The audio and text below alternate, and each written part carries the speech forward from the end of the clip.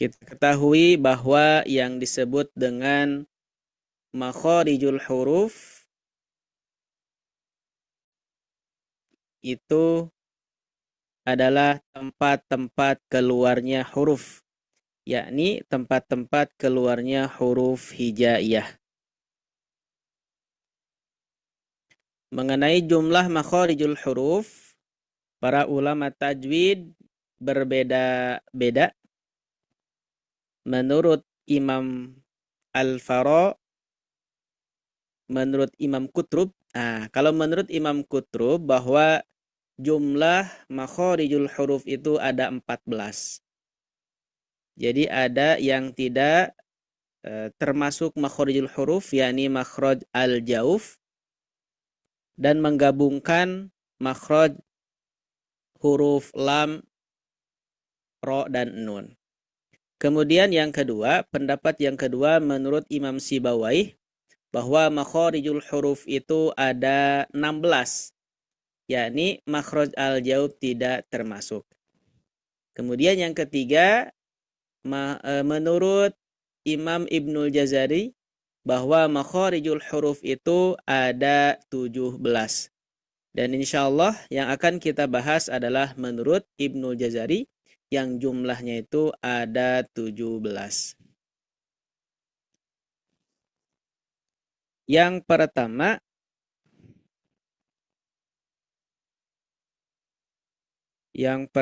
itu adalah ada makhraj al-jauf.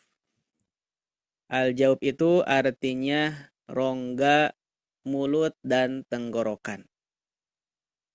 Yang keluar dari makhraj al-jauf ini ada satu makhraj, yakni setiap bacaan panjang. Sebagaimana Ibnu Al-Jazari rahimahullah mengatakan di dalam baitnya, fa'aliful jawfi wa ukhtaha wahi hurufu maddin lil hawa'i tantahi. Makhraj atau tempat keluar huruf alif itu dari al-jawf, yakni rongga tenggorokan dan rongga mulut. Dan juga saudara-saudaranya, yakni saudara-saudara alif, seperti iya sukun setelah kasroh, waw sukun setelah dhammah.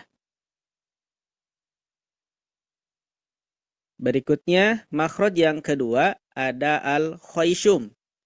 Al-khayshum itu artinya rongga hidung. Makhraj yang keluar dari al-khayshum ini ada satu, yakni setiap bunyi dengung. Setiap bunyi dengung itu keluarnya dari rongga hidung.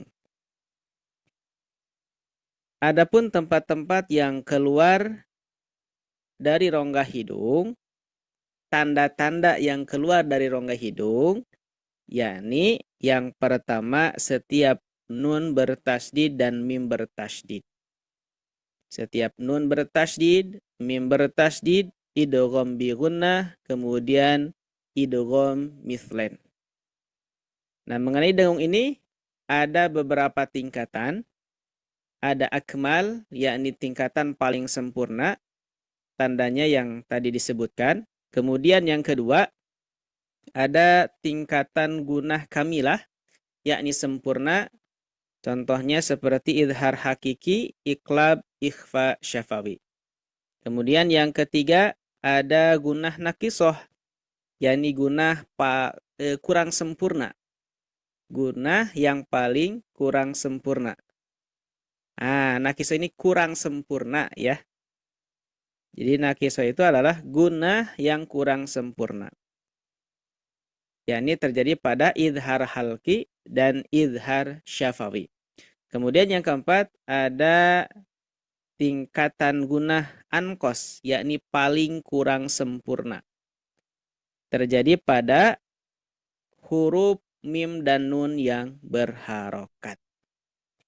Nah itu mengenai makhraj yang tidak ada kaitannya dengan pengucapan huruf, tapi pengucapan dari segi bunyi. Yang pertama al-jauf, yang artinya rongga mulut dan tenggorokan, ada satu makhraj yang keluarnya setiap bunyi panjang.